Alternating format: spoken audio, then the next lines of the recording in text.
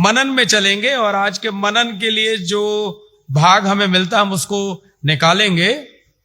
लूका रचित सुसमाचार उसका 16वां अध्याय उसके 19 पद से लेकर 31 पद तक। एक धनवान मनुष्य था जो बैंचनी कपड़े और मलमल पहनता और प्रतिदिन सुख विलास और धूमधाम के साथ रहता था।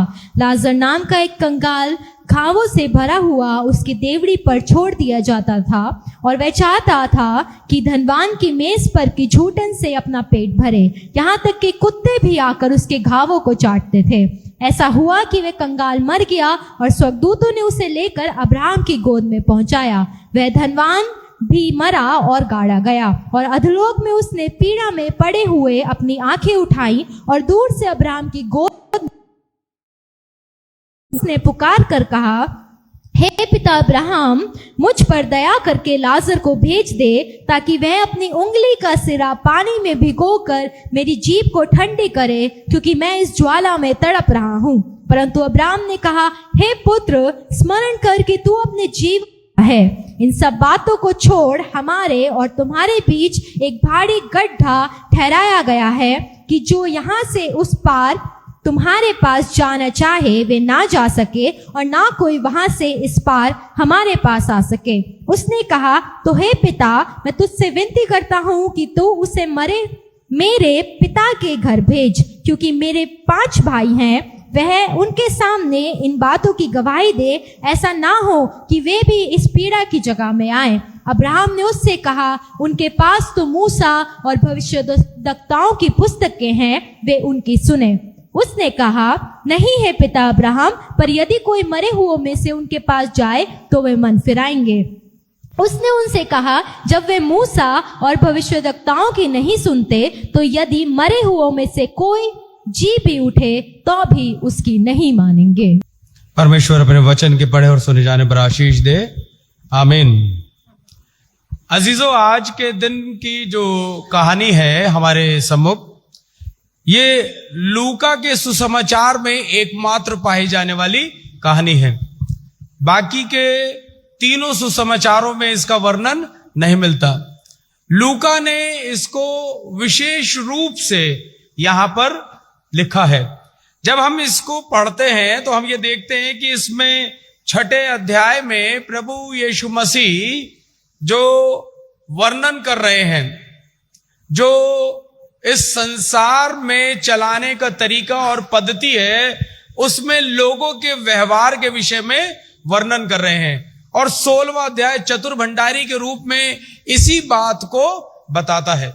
यहां पर जो है हम उस 16वें अध्याय में चतुर भंडारी के उस वर्णन को देखते हैं, जहां पर सांसारिक व्यवहार जो है वो किस प्रकार का है, वो प्रभु यीशु मसीह ने दृष्टांत के द्वारा हमारे सम्मुख रखा है। इसी के साथ साथ हम देखते हैं कि 14वें पद से यीशु मसीह के कुछ उपदेश हैं, और जो उपदेश यीशु मसीह के कुछ उपदेश हैं उसमें 14वें पद से हम देखते हैं कि वहां पर प्रभु यीशु मसीह जो है ये कह रहे हैं कि 15वां पद जो है उसमें उसने उनसे कहा, तुम तो मनुष्यों के सामने अपने आप को धर्मी ठहराते हो, परंतु परमेश्वर तुम्हारे मन को जानता है, क्योंकि जो वस्तुएं मनुष्य की दृष्टि में महान हैं वे परमेश्वर के निकट घृणित हैं। ये जो स्टेटमेंट है जो लूका ने अंकित किया प्रभु यीशु मसीह के वर्णन में, वो इस बात को बताने की कोशिश करता है कि प्रभु यीशु मसीह क्या कहना चाहते हैं और क्या लोगों के सामने रखना चाहते हैं। और इसीलिए इसके बाद जब हम इसको पढ़ते हैं तो हम यहां पर पाते हैं कि धनी मनुष्य और लाजर का एक वर्णन हमारे सामने आता है। धनी मनुष्य और लाजर का जो वर्णन है, अगर आप उस कहानी को देखते हैं तो बहुत बार लोग इसको स्वर्ग का और नर्क का एक वर्णन जो है उसके रूप में व्यक्त करते हैं। बहुत बार लोग जो है मनुष्य का जो उसकी मृत्यु के बाद जो परिणाम होगा उसके वर्णन के रूप में व्यक्त करते हैं। हम ये देखते हैं क्योंकि ये सुसमाचारों में है और प्रभु यीशु मसीह के द्वारा आ रहा है, प्रभु यीशु मसीह के द्वारा सुनाया गया है, तो इस वर्णन को हम इस रूप में देखते हैं कि स्वर्ग में किस प्रकार की परिस्थिति होगी और स्वर्ग में कैसा होगा जब मनुष्य पृथ्वी को छोड़कर जाएगा।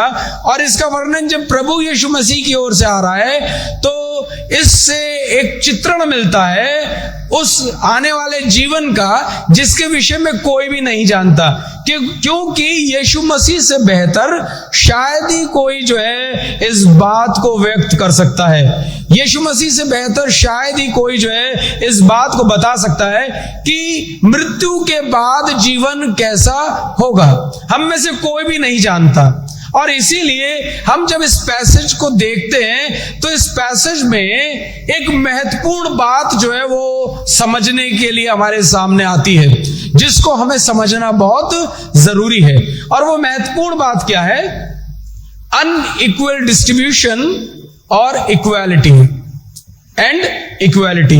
और मैंने हिंदी वाला बोल दिया, अनइक्वल डिस्ट्रीब्यूशन एंड इक्वालिटी, यानी असमान वितरण और परमेश्वर की ओर से समानता।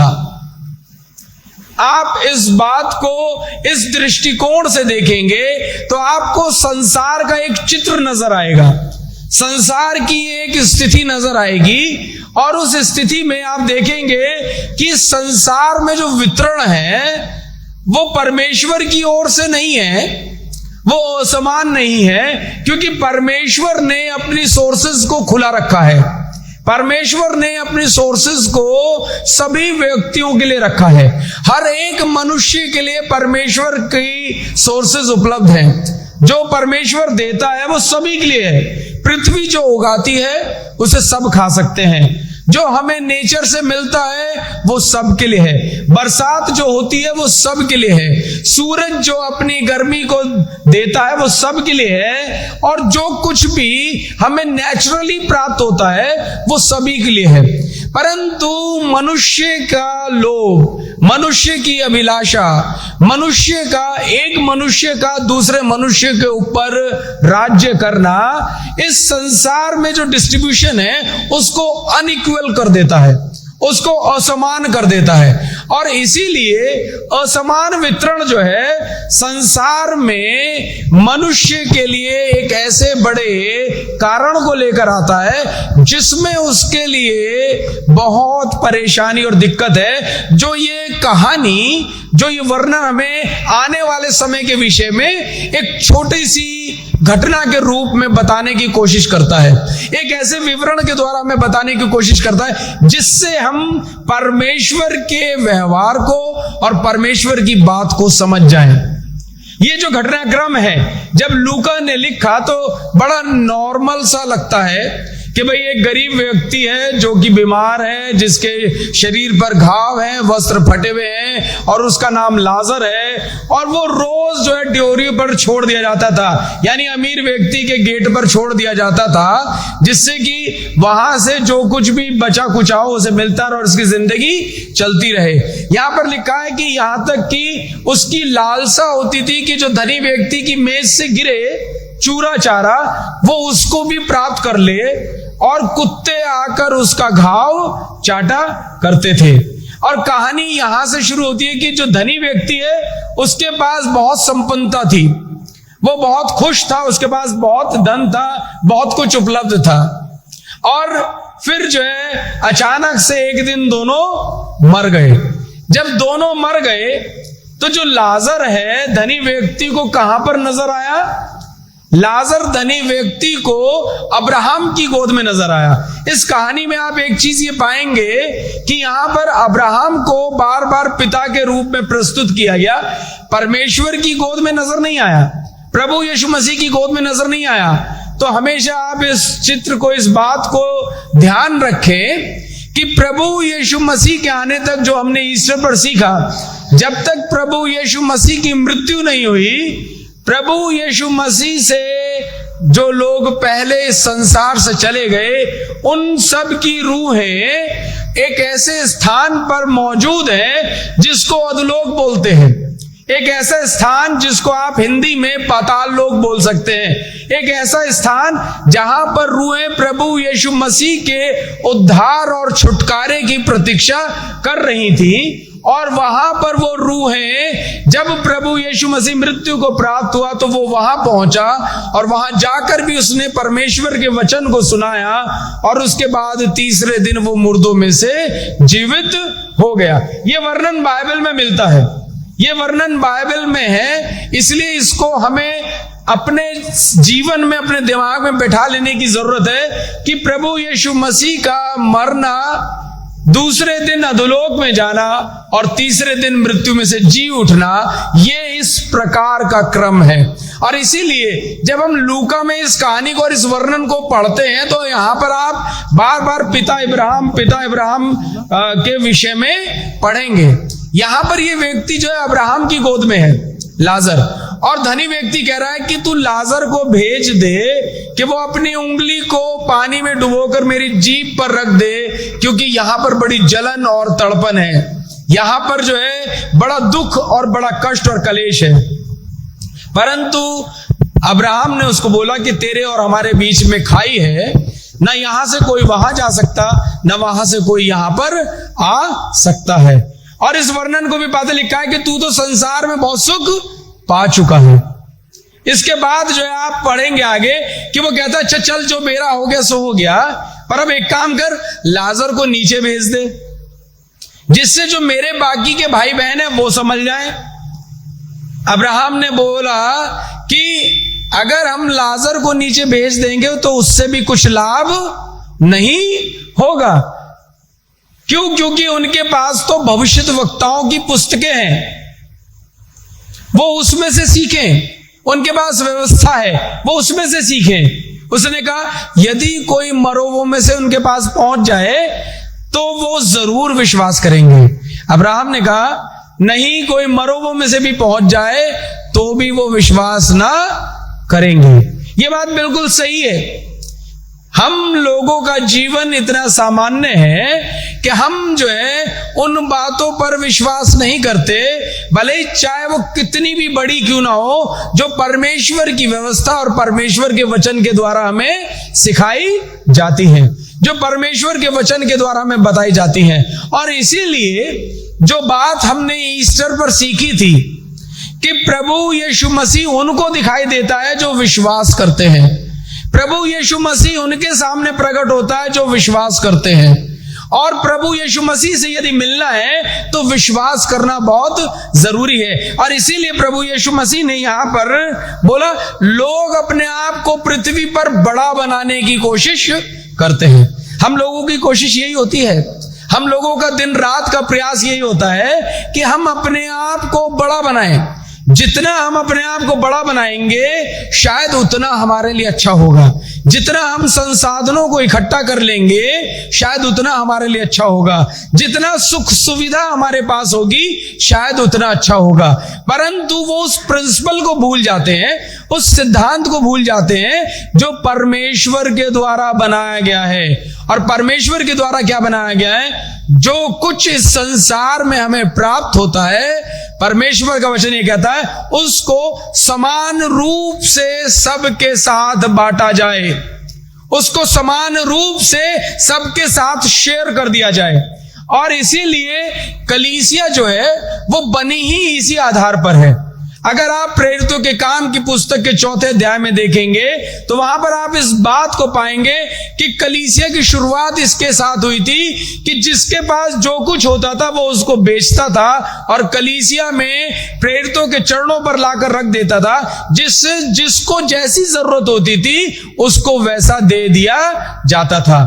परंतु संसार में होता क्या है? संसार में लोग बाग अपने लिए इकट्ठा करते चले जाते हैं, अपने लिए एकत्र करते चले जाते हैं, और आपको संसार में एक अनइक्वल डिस्ट्रीब्यूशन, एक असमान वितरण आपको नजर आएगा। एक व्यक्ति बहुत ज्यादा अमीर और एक व्यक्ति बहुत ज्यादा अभाव में नजर आएगा। एक व्यक्ति के पास बहुत कुछ होगा और एक व्यक्ति के पास आपको ऐसा दिखेगा कुछ भी है कुछ भी नहीं है। एक व्यक्ति के पास इतना है कि उसकी मेज से भी गिर रहा है और जो उसकी मेज से गिर रहा है वो चूरा चारा भी किसी के लिए नियामत है, किसी के लिए बहुत बड़ी चीज है।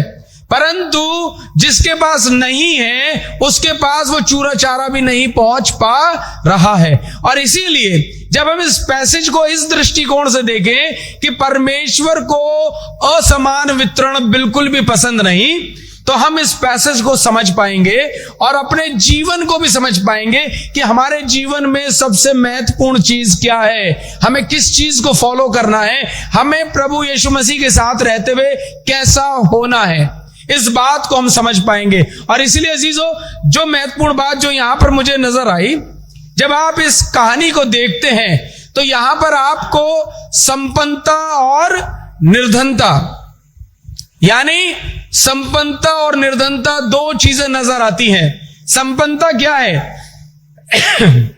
जो अमीर व्यक्ति है उसके पास बहुत कुछ है। जो अमीर व्यक्ति है उसके पास इतना है कि पूछिए मत इफरातन। यहां पर लिखा है कि वो बैंजनी कपड़े और मलमल पहनता था, जो बहुत एक्सपेंसिव है। वस्त्र होते हैं, पर कभी कभी हम अपने वस्त्रों के ऊपर एक्स्ट्रा खर्च करने लगते हैं। कभी कभी हम केवल कुछ नामों को जोड़ते हुए अपने वस्त्रों के ऊपर उन टैग्स को लगाने के लिए बहुत ज्यादा पे करते हैं। और यहां पे लिखा है वो मलमल पहनता था, प्रतिदिन सुख विलास और धूमधाम के साथ रहता था। यानी जो कुछ भी था उसके पास वो इफरातन था, बहुतायत के साथ था, और इतना था कि उसके अपने लिए सफिशिएंट होने के बावजूद भी बहुत रहा उसके पास। परंतु उसी के सामने, उसी के समक्ष, उसी के घर के बाहर, उसी की ड्योढ़ी पर, ड्योढ़ी वर्ड आजकल हम नहीं समझ पाते, आजकल की न्यू जनरेशन के लिए तो बड़ा मुश्किल है। परंतु पहले क्या होता था, घर इस प्रकार के होते थे। आपने साउथ के घर देखे हैं? साउथ के घर में एक बाउंड्री वॉल होती है और एक दरवाजा इस तरीके से होता है, और लोग उस दरवाजे से एंट्री करते हैं। गांव में अगर आप जाएंगे तो गांव में भी ऐसे होता है, घर के अंदर भले ही आंगन हो पर बाहर जो एक दरवाजा होता है, दीवारें भले ही साइड की छोटी हो पर ऐसे पूरा दरवाजा होता है, वो चौखट होती है, उसी को उस घर की ड्योढ़ी बोलते हैं। वो चौखट जो होती है, जिसको हम इंग्लिश में थ्रेशहोल्ड बोलते हैं, जहां से आदमी बाहर से अंदर और अंदर से बाहर प्रवेश करता है, भले ही घर पूरा खुला हुआ क्यों ना हो। ऐसे ही घर पुराने जमाने में हुआ करते थे, ऐसे ही घर आज भी गांव के घरों में होते हैं, और ऐसे ही घर जो है आपको इस बाइबल में वर्णन मिलेगा जहां पर उस व्यक्ति को लाकर छोड़ दिया जाता था जो बहुत गरीब था, जो बहुत निर्धन था, और उसकी स्थिति बहुत बुरी थी। इतनी बुरी थी कि उसके घाव से पस बहता था, इतनी बुरी थी कि उसके घाव से दुर्गंध आती थी, इतनी बुरी स्थिति थी कि कुत्ते भी आकर उसके घाव को चाट जाते थे, वो इतना भी नहीं कर पाता था। और उसकी लालसा क्या होती थी? उसकी लालसा होती थी कि उसको जो है, जो धनी व्यक्ति की मेज से गिर जाए वही मिल जाए। वो नहीं चाहता था जो मेज पर रखा है, परंतु मेज से गिर जाने वाले चूरे चारे की लालसा उसको रहती थी, और उसी से वो अपने आप को बहुत भाग्यवान भी समझता होगा। पर मैं सोचता हूं शायद उसको वो भी नहीं मिलता। क्योंकि मैं आपको एक चीज बताना चाहता हूं, जब हमारे पास धन आता है तो धन आने के साथ साथ एक बहुत अच्छी चीज आती है जिसे हम इंग्लिश में बोलते हैं एटीट्यूड। आप जानते हैं धन में एक घमंड होता है, धन में एक रौब होता है। जब आपकी जेब गर्म होती है तो आपकी जुबान सख्त हो जाती है। कभी आपने महसूस किया है? जब तक आपकी जेब नरम रहती है, ठंडी रहती है, जुबान नरम रहती है, परंतु जैसे ही जेब गर्म होती है फिर आप बोलते हैं तेरे बाप का खाता हूं, है तू कौन होता मुझे कहने वाला, 2 कौड़ी के आदमी, तेरी क्या मजाल। धीरे धीरे हमारी जुबान जो है ना सख्त होने लगती है। आप महसूस करना कभी। और एक चीज ये ध्यान रखें कि धनी व्यक्ति जैसे ही धनवान होता है उसकी सबसे पहली क्या चीज होती है? भलाई खत्म हो जाती है। वो किसी का भला नहीं करता। क्यों? क्योंकि उसको ऐसा लगता है मेरी जरूरतें पूरी नहीं हो पा रही, पहले मैं अपना कर लूं। वो अपना ही अपना करता चला जाता है। उसके पास इतना होता है कि जाय होती चीजें सड़ जाती हैं। मैंने कुछ घर ऐसे देखे जहां इतना धन, इतनी चीजें थी, इतना राशन था कि सड़ जाता था, पर वो कभी किसी को देते नहीं थे। उनका ये कहना था, हम किसी को देते नहीं, भले ही हमारे घर में सड़ जाए, जो हमारा है वो हमारा है, हम अपने पास ही रखते हैं। बहुत चीजों को उन्होंने सड़ाया पर कभी किसी को दिया नहीं। मैं आपको बताना चाहता हूं, उस घर के ऊपर से उठी हुई आशीष आज तक उस घर में लौट कर नहीं आई, पर उन्हें आज तक भी मालूम नहीं हुआ। आज भी धन का रोब उनके अंदर मौजूद है। कुछ ऐसे लोग मैंने अपने जीवन में देखे हैं, कुछ ऐसे लोगों को मैंने अपने जीवन में देखा है। ये अनइक्वल डिस्ट्रीब्यूशन का एक ऐसा प्रमाण है, जैसे ही हमारी जिंदगी में आने लगता है, हम धीरे धीरे बदलते चले जाते हैं। हमारे अंदर से जुबान की विनम्रता ये खत्म हो जाती है, हमारे हृदय से दया खत्म हो जाती है, हमारी अपनी जरूरतें पूरी नहीं होती, हमारे घर में भरा होता है फिर भी हमें कम कम नजर आता है। और ये धनी व्यक्ति के साथ भी था कि उसके पास बहुत कुछ था, पर उसे अपने घर की ड्योढ़ी पर बैठा एक अभाव में डूबा व्यक्ति नजर नहीं आता था। उसको अपनी ड्योढ़ी के बाहर वो व्यक्ति नजर ही नहीं आता था जिसकी दुर्दशा थी। धन आते ही हमारी आंखें जो हैं उन चीजों को देखना बंद कर देती हैं जो हमारी आंखों के सामने होता है और बहुत जरूरत में होता है। ये चीज आप नोट करना।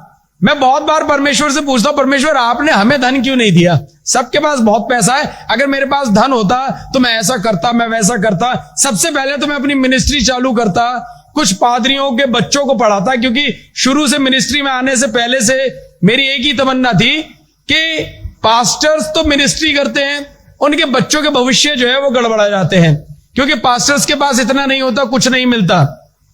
आप अगर देखें तो पास्टर्स को बहुत मुश्किल से सैलरी या सपोर्ट प्राप्त होती है।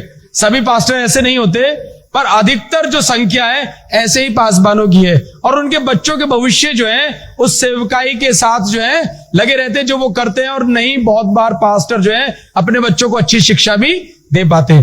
तो मैं परमेश्वर से सोचता था, परमेश्वर आपने मुझे क्यों नहीं धन दिया? अगर धन दिया होता तो मैं ये करता, मैं वो करता, मैं ऐसे मदद करता। आज भी मैं सोचता हूं अगर मेरे पास धन आएगा तो सबसे पहले मैं एक ऐसा फंड बनाऊंगा जिसमें हर एक की जरूरत जो है वो पूरी की जाएगी।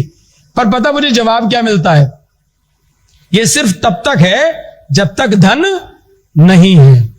ये सोच भी तब तक है जब तक धन नहीं है।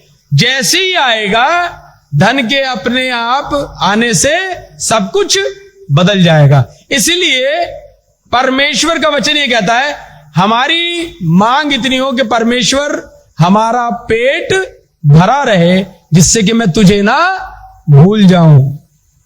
ये परमेश्वर का वचन है बाइबल में ही। मुझे इतना दे कि मेरा पेट भरा रहे, मेरा दिमाग ना घूमे, जिससे मैं तुझे ना भूल जाऊं और ये कहूं तू कौन है।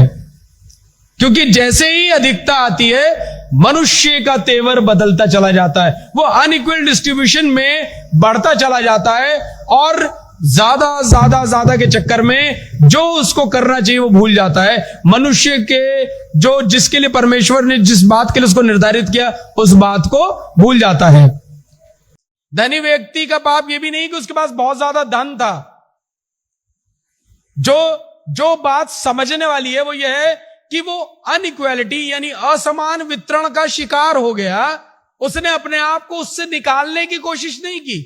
उसके पास बहुत था, यदि वो अपनी आंखों से अपनी ड्योढ़ी पर पड़े हुए एक अभाव में डूबे व्यक्ति को देख लेता तो शायद परमेश्वर जो है उसकी इस गलती के लिए उसको क्षमा कर सकता था। बहुत बार जरूरी नहीं है कि पाप की वजह से ही आप नरक में जाएं, परंतु बहुत बार आप चीजों को अनदेखा कर जाते हैं, आप करने में सक्षम होते हैं, क्योंकि बाइबल ये बताती है यदि तुझ में भलाई करने की सामर्थ है और तू भलाई नहीं करता तो क्या करता है? पाप करता है। ये बाइबल बताती है, मैं नहीं बता रहा हूं। इस बात को आप नोट करके रखें।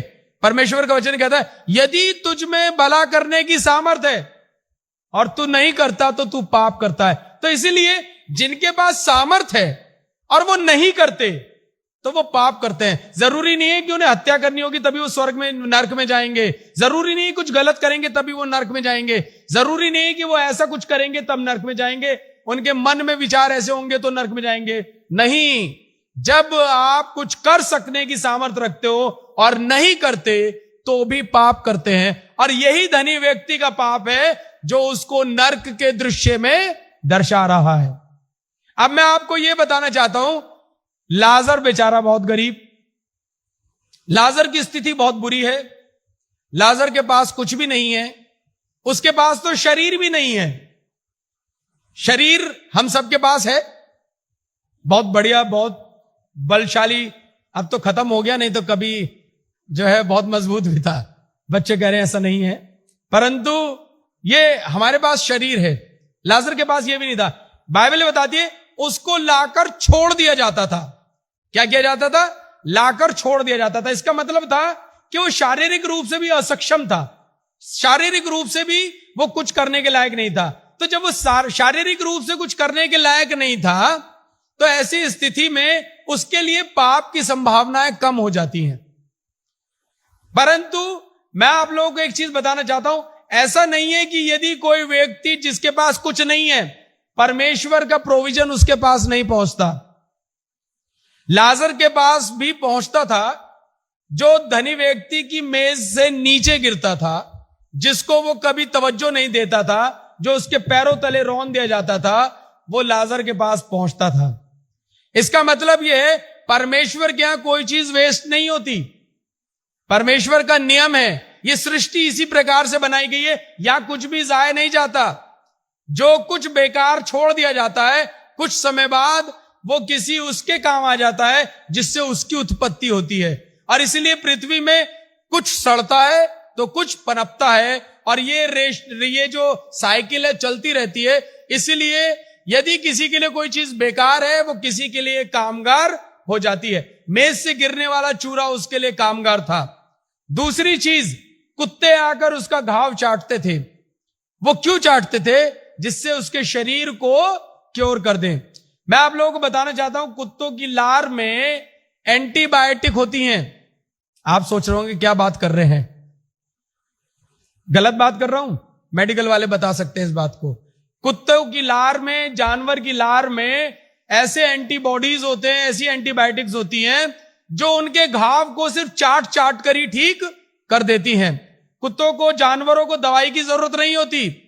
यदि उनके शरीर पर उस जगह जहां पर वो चाट सकते हैं घाव हो जाए तो वो ठीक हो जाते हैं।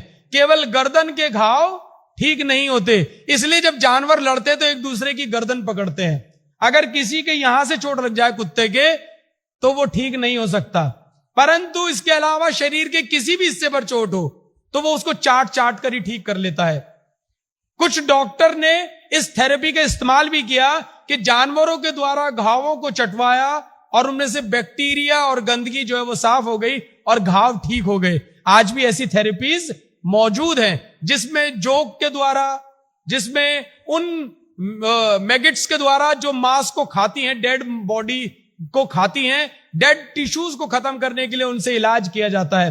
तो परमेश्वर का प्रोविजन यह था कि लाजर की जिसकी स्थिति बहुत बुरी थी उसके पास भी पहुंच रहा था। परमेश्वर अपनी ओर से पहुंचा रहा था। अगर आप बाइबल में देखें, ऐसा नहीं है, परमेश्वर के लोगों के पास पहुंचता है, पर परमेश्वर के पहुंचाने के तरीके डिफरेंट है। एक वर्णन मिलता है पहला राजा उसका 17वां अध्याय 5वें और 6ठे पद में। कोई इसको निकालकर पढ़े। यहोवा का यह वचन मानकर वह यरदन के पूर्व में करीत नामक नाले में जाकर छिपा रहा, और सवेरे और सांझ को कौवे उसके पास रोटी और मांस लाया करते थे, और वह नाले का पानी पिया करता था। कुछ दिनों के बाद उस देश में वर्षा न होने के कारण नाला सूख गया। यहां पर क्या लिखा है? कौवे जो हैं वो उसके लिए भोजन लाया करते थे। वो भी क्या लाया करते थे? मांस के टुकड़े। वो कौवे जो दूसरे से छीन लेते हैं, वो एलिया के लिए भोजन लाया करते थे। परमेश्वर का प्रोविजन है, अनबिलीवेबल है, अविश्वसनीय है। जो सबसे छीन लेता हो, परमेश्वर अपने लोगों तक पहुंचाने के लिए उसका भी इस्तेमाल करता है। इसके आगे एक और है, 9वां पद इसी अध्याय का, 17वें अध्याय का। चल कर सिदोन के सारपत नगर में जाकर वहीं रहे। सुन, मैंने वहां की एक विधवा को तेरे खिलाने की आज्ञा दी है। परमेश्वर कहता है मैंने तेरे लिए प्रोविजन बनाया है। एक विधवा जिसके पास मुट्ठी भर मैदा और कुप्पी भर तेल है, वो तुझे जब तक अकाल खत्म नहीं होगा तब तक खिलाएगी। मुट्ठी भर मैदा और कुप्पी भर तेल से तब तक खिलाएगी जब तक अकाल खत्म नहीं होगा। ये परमेश्वर का प्रोविजन है। और वो मुट्ठी भर मैदा और कुप्पी भर पे तेल जो है वो लगातार चलता ही रहा। ये परमेश्वर का प्रोविजन है। एक 19वां अध्याय उसका 6वां पद भी पढ़ दें। उसने दृष्टि करके क्या देखा कि मेरे सिरहाने पत्थरों पर पकी हुई एक रोटी और एक सुराही पानी रखा है। एलिया जो है वो क्या है, एक जगह छिपा हुआ है जहां पे एक झाड़ है, वो उसकी आड़ में है, और वहां पर जो है उसके लिए परमेश्वर ने अपने दूत के द्वारा एक सुराही में पानी और रोटी रख दी है। ये परमेश्वर का प्रोविजन है। परमेश्वर किसी भी तरीके से अपने लोगों के लिए जो है उपलब्ध कराता है। और इसीलिए लाजर के लिए वहां पर लिखा है कि परमेश्वर ने लाजर को भी प्रोवाइड कराया। परंतु यहां पर जो है प्रमुख बात क्या थी, अनइक्वल डिस्ट्रीब्यूशन की वजह से लाजर के पास तो कुछ भी नहीं था, ना शरीर था, ना कोई धन था, ना किसी की मदद करने की क्षमता थी। कुत्ते उसका घाव चाटा करते थे।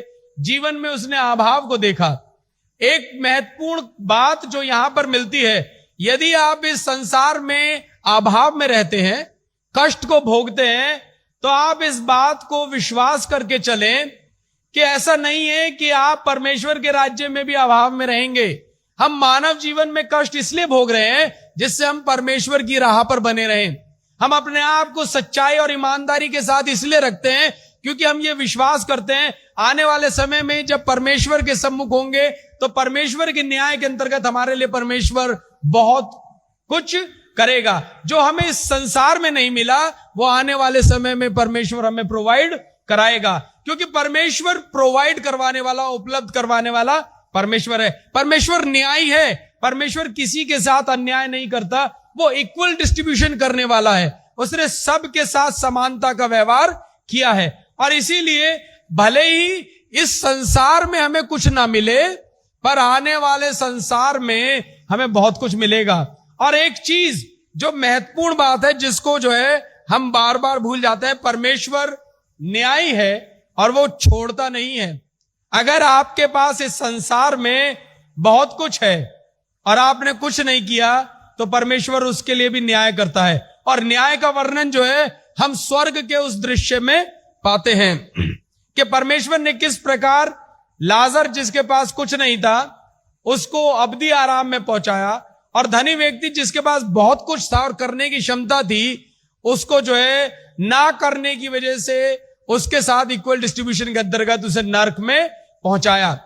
एक चीज जो है परमेश्वर की ओर से जो हमें प्राप्त होती है कि परमेश्वर न्यायी है। हम लूका उसका 16वां अध्याय के 12वें पद को पढ़ दें। और यदि तुम पराए धन में सच्चे ना ठहरे तो जो तुम्हारा है उसे तुम्हें कौन देगा। आप इस स्टेटमेंट को जानते और समझते हैं? नहीं जानते? हम एक गीत गाते हैं, सियोन देश हमारा है देश। क्या है ये गीत? सियोन देश हमारा है देश, रहते हम परदेश। तो ये क्या देश है? ये हमारा देश नहीं बल्कि क्या है? परदेश है। ये हमारा नहीं है स्थान। इस पृथ्वी पर हम बहुत शॉर्ट पीरियड के लिए आए हैं, बहुत थोड़े समय के लिए आए हैं। और इसीलिए जब हम इस पृथ्वी पर बहुत शॉर्ट टाइम के लिए हैं, बहुत थोड़े समय के लिए हैं, कुछ ही समय यहां पर हमें व्यतीत करना है। हमारे जीवन की अवधि कितनी हम नहीं जानते, किसी की बहुत और किसी की बहुत थोड़ी, परंतु उस जीवन की अवधि से अच्छा क्या है? उस जीवन की भरपूरी जो थोड़े में भी बहुत हो जाती है। बहुत लोग लंबा जीवन जीकर भी आनंद नहीं उठा पाते, और कुछ लोग थोड़ा जीवन जीकर भी बहुतायत के आनंद के साथ जीवन व्यतीत करते हैं। और जो बहुतायत के आनंद के साथ जीवन व्यतीत करते हैं वो परमेश्वर के लोग होते हैं, क्योंकि परमेश्वर अपने लोगों को आनंद देता है। ये परमेश्वर की ओर से दान है। और इसके विषय में हम सबोपदेशक की किताब में पढ़ सकते हैं, क्योंकि परमेश्वर ने हमें संसार में इसलिए भेजा कि हम आनंद उठाएं। परमेश्वर ने जो कुछ हमको दिया है उससे आनंद लें और जीवन भर जो परमेश्वर ने हमें दिया है भलाई करते रहे।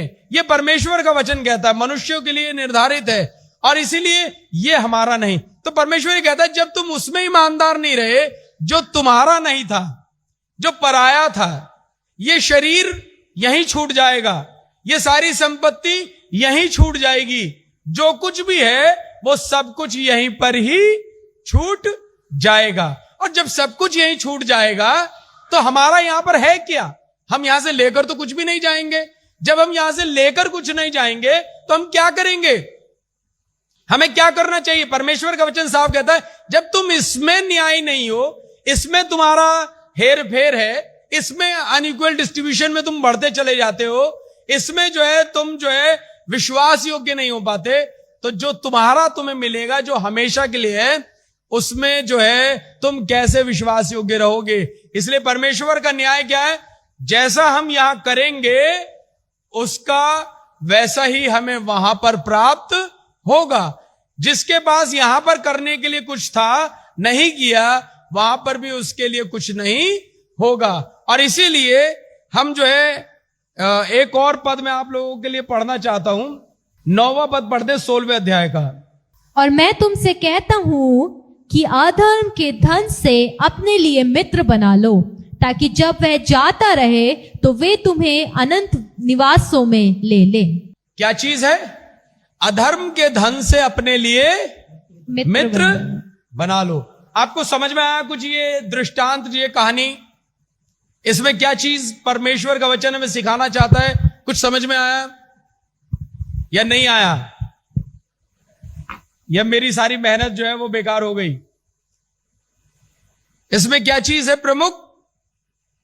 परमेश्वर का वचन हमें यह सिखाना चाहता है जब हम इस पृथ्वी पर हैं, इस बात को मानकर चले कि जो कुछ हमें नजर आता है, जो कुछ भी यहां पर है, यदि हम इसमें अपने आप को बड़ा बनाने की, अधिक बनाने की, अधिक इकट्ठा करने की चाह में रहेंगे तो ये सब कुछ पराया है, ये यहीं पर छूट जाएगा। दूसरी चीज जो परमेश्वर का वचन हमें सिखाना चाहता है वो ये है कि जब हम में क्षमता है भलाई करने की, और अगर हम भलाई नहीं करते, हमें नजर ही नहीं आता, तो उसका परिणाम हमारे सामने यह होगा कि हम परमेश्वर के राज्य में प्रवेश पाने के योग्य नहीं होंगे। और तीसरी चीज, जैसा हम यहां करेंगे हमारे साथ वहां पर वैसा ही बर्ताव किया जाएगा। ऐसा नहीं है कि परमेश्वर हमें कुछ नहीं सिखाता, परमेश्वर हमें कुछ नहीं बताता। परमेश्वर का वचन हमारे पास मौजूद है, परमेश्वर हमें अपने वचन के द्वारा सिखाता है। इसीलिए परमेश्वर का वचन ये कहता है यदि स्वर्ग से भी कोई आ गया तब भी हम उस पर विश्वास नहीं करेंगे। जो कुछ है, हमें जो प्राप्त हुआ, हमें उसी के द्वारा और उसी से सीखना है। परमेश्वर का वचन जो हमें प्राप्त हुआ, हमें उसी से सीखना है। परमेश्वर हम सब की अगुवाई करे कि हम इस बात को सीखने वाले हो कि परमेश्वर इस रूप में नहीं देखता कि कौन कैसा है। परमेश्वर कभी किसी को वस्त्रों से नहीं देखता, परमेश्वर कभी किसी को उसकी शारीरिक दशा से नहीं देखता, परमेश्वर कभी किसी को जो है उसकी क्षमताओं के आधार पर नहीं देखता। इसलिए भले ही लाजर की शारीरिक दशा बहुत बुरी थी, उसमें क्षमता नहीं थी और वो अभावों में जीवन को व्यतीत कर रहा था, इसके बावजूद भी परमेश्वर ने उसको यह अवसर प्रदान किया कि वो अब्राहम की गोद में बैठा। और उस व्यक्ति को जिसकी शारीरिक दशा बहुत अच्छी थी, जो मलमल के वस्त्रों को पहनता था, जिसने जीवन में बहुत सुख भोगा, पर जिसके पास सब कुछ संसाधन था, एक अच्छा शरीर था, वो कर सकता था, पर जिसने देखा ही नहीं क्या करना चाहिए, उसको उस आग में हमेशा के लिए जाना पड़ा जो उसकी थी, उसका अपना चयन था। इसलिए अजीजों, आज के दिन में ये जरूरी है हम कैसा सोचते हैं। बहुत बार हमको गंदे दिखने वाले लोग लगते हैं, ये तो अधर्मी होंगे।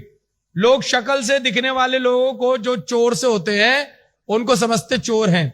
बहुत बार जो शक्ल से गंदे दिखते हैं उनको हम बुरा सोचते हैं, परंतु परमेश्वर मन को देखने वाला है और मन से ही परमेश्वर जांचता है।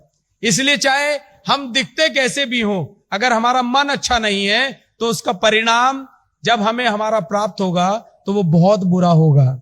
अगर हम अपने आप को, अपने मन को परिवर्तित कर कर परमेश्वर के अनुसार ना चले, परमेश्वर की व्यवस्था के अनुसार ना चले। और इसलिए अजीज जरूरी है हम अपने आप को परमेश्वर की राह में बनाकर रखें।